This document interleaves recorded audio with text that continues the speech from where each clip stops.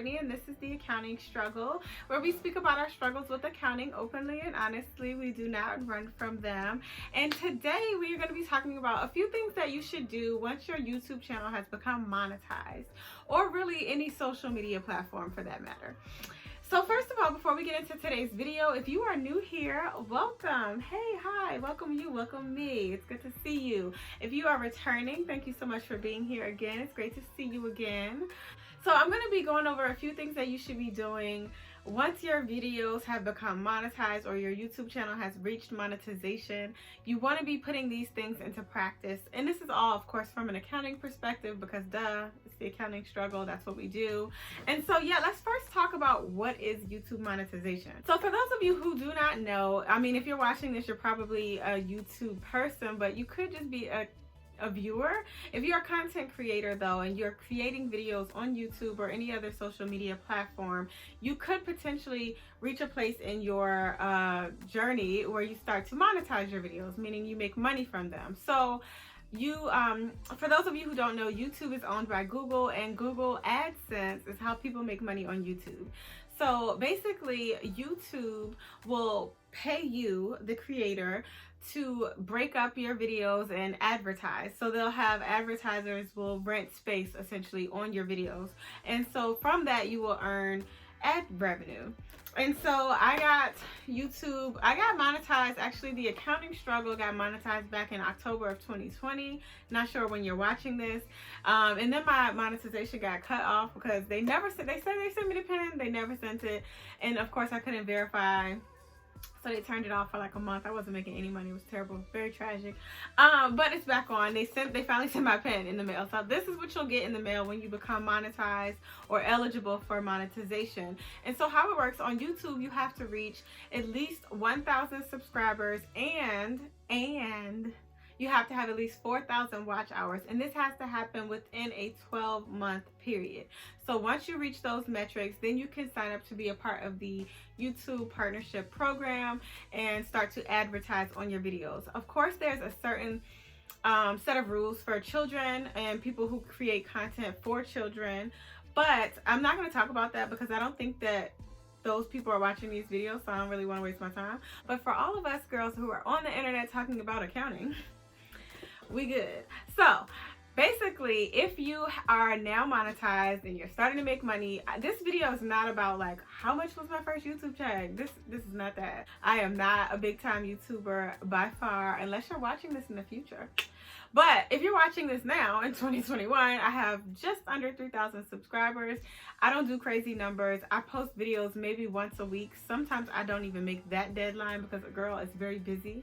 But I do make money from my YouTube videos. Every time you see an ad post in my video, if you watch that ad, then that does help this channel, of course. But that's basically how people are getting paid. So once you do reach that level, there are some things you really need to be doing from an accounting perspective, and I would love to see you do this. So the first thing you want to do is make sure you open up an account that is separate from your personal account.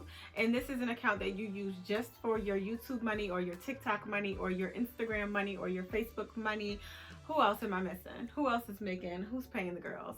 Everybody. If you are on social media and you're an influencer, you're doing brand sponsorship, you're doing ads, you know, for people, flat tummy tea or whatever the girls are drinking these days to get skinny, whatever you're doing to make money online, you want to have a separate account for that. So let's say you're a sole proprietor. It's just you don't have an LLC. You haven't really looked at this as like a business, but if you're getting a check now, it's a business. So if you are now starting to earn money, even if it's just you, again, under your own social security number, you still want to separate this from your other stuff, right? So when you go to the mall and you're buying clothes for yourself, or when you go and you pay your utility bill or whatever that you're doing for your personal life, let's keep that separate from the things that you're doing for YouTube.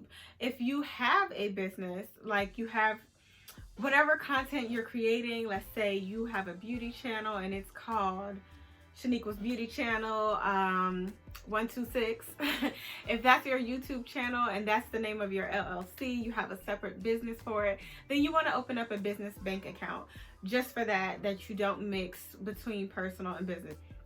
So that's step one. Make sure you open up an account, and that's where you want all of your checks, all of your direct deposits, everything to go into that particular account that is just for your YouTube or whatever other social media that you're monetizing. The next thing that I'm going to suggest you do is to make sure you're tracking your expenses. So any expenses that are related to earning this revenue.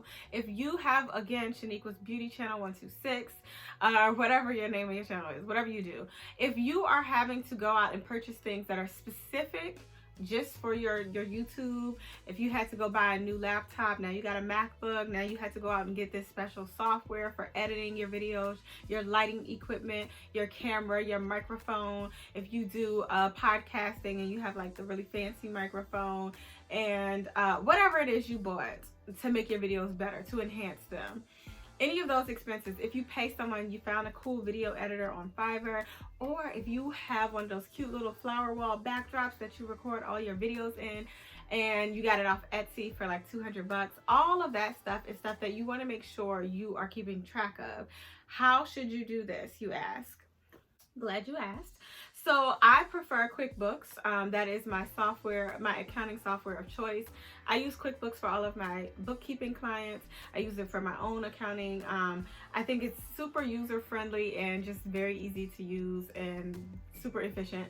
But of course there are other softwares out there. There's also Bench, there is Zero, there is a bunch of them. You can go out on the internets and figure out which one you think works best for you. But of course, the cost of keeping that up is considered a business cost, so don't be cheap. If it is like 20 bucks or 30 bucks a month, whatever, go ahead and pay it. It is something that you need so that you're not having to manually track things. Now, if you are like, well, I only get a check once a month, I don't really have any expenses, that's not the nature of my channel, it's just a commentary channel, I don't do any of that fancy, editing stuff, it's literally, there is nothing to track. If that's how you feel, then just use a simple spreadsheet, Excel or Google Sheet, whatever, and just keep track of it that way. But you want to make sure you're tracking it, and the reason why is because my next point is taxes. So if you have a business, it's not really an option. You have to have bookkeeping, you have to have record keeping. But if you're a sole proprietor, I still would argue that you have to have that. But if you're like not trying to look at metrics and have these things drive, business decisions, and you don't see it as that, then that's fine. But you still need to have the records so that at the end of the year, when it's time to do your taxes, you'll be able to easily just take all of that information. You're not shuffling through receipts that are in shoe boxes. Ooh, I really hope y'all are not out here still doing that. If so, I'm very much judging you. But yeah, just make sure you have everything in one place so you can go and you can see exactly how much you've made, you can see exactly how much you've spent, and thus what your profit is for the end of the year. Now, when it's time to do your taxes, not sure when you're watching this video, I'm recording this as of March 28th, 2021. So right now, the filing deadline for individual taxes is May 17th, 2021. And that's for the 2020 tax year, because you're always 1 year behind. So you want to be making sure that you get your return filed by then. If you are an individual and you're making money online, you're going to put this on your individual taxes. If it is a business and it's just you, your single member LLC, again, it's going to go on your individual tax return. Now, if this is a corporation or if this is a partnership, or you have an LLC with multiple members, or you have an S Corp, then yes, different filing deadlines, many of which you've already missed. So just make sure you talk to your tax professional to get help to see what type of tax return you're supposed to be filing. But 9 times out of 10, it's probably a 1040 with a Schedule C. And on your Schedule C, that's where all of your profit and loss information is going to go for your business or for your activity from YouTube. So with that said, you'll want to make sure you file that. If you don't think you're going to be able to make it in time because you're out of the country or you're doing whatever it is you're doing with your time, then make sure you at least file your extension by that deadline. If you don't,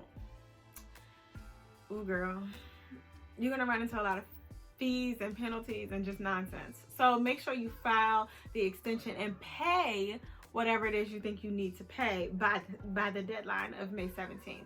Now again, that might change. Not sure when you're watching this because they changed it already and they changed it last year. So I don't know, it could end up being later. But as of today, that's the deadline. So when it is at the end of the year, if you have hit a certain threshold, like maybe you made a certain amount of money, or you had a certain number of transactions, Google AdSense is going to send you a 1099 in the mail at the end of the year, and they're going to say, here's how much we paid this content creator for all of her ads, you know, her ad revenue that she made throughout the year. And you'll look at it. They're going to send a copy to the IRS too, because they already, you know, the IRS is like, let me see what you've been paying these people. So they already are going to know. So if you are like, well, I'm just not going to claim this income, the IRS already knows, girl. Just go ahead and claim it. So if you don't get one, that doesn't mean it's free money and you don't have to claim it. I know, tragic. But if you don't get a 1099 from Google AdSense or Facebook or whoever pays you, you still need to pick up that income. So let's say you only made, I don't know, $1,000 for the whole entire year from all of your ads, all of your Instagram posts, you know, everything that you did on social media. That's all you made, and no one sent you any forms. You still need to claim that as income on your taxes, and you still need to claim the expenses that yielded you said income, and then whatever is left over is your profit or your loss. You know, that'll be reported on your taxes, and that's going to impact your overall tax liability. So yeah, so that's it. Just make sure you're including that, you're getting it in time for taxes. Now, as things get more complicated and you're blowing up, and now you've reached 500,000 subscribers on YouTube, you do regularly brand sponsored posts. The people who send the meals, what is it, Blue Apron and them are sending you meals, and they're like, hey girl, can you cook this in your video? Hey girl, here's a free wig. Can you put this wig on and do a review in your video? And all of that stuff is happening. You've made it big and you're making a lot of money. You're going overseas. You're making money from over there. All of it is getting too complicated to just track in QuickBooks. So at that point, when things get too complicated and you can no longer track it on your own, definitely reach out to a professional. There are a ton of people who work with creatives. I am one of them. I work specifically with social media influencers. So if you are doing the most online and it is getting you the most and money, that's great, but let's have a professional step in and help you. So you can reach out to me. My information will be below in the description, and if you are interested, there is a directory that I will also link in the description if you're trying to find someone local to your area. So just let me know if you need help. I'm here for you. This is what we do. This is what the accounting struggle is all about. And yes, I hope that you guys found this video to be helpful. If you are monetized, congratulations. I know it's kind of an accomplishment. It's actually quite the accomplishment to create content and have people really care enough to sit and watch it. It's mind-blowing. So yes, congratulations. Continue creating amazing content. And yeah, I hope that this was helpful. If you found it to be helpful and you enjoyed today's video, of course, be sure to give it a thumbs up, like, comment, subscribe, all of that good stuff. And yeah, that's it for today. I will see you in the next video. Thank you so much for watching. Bye.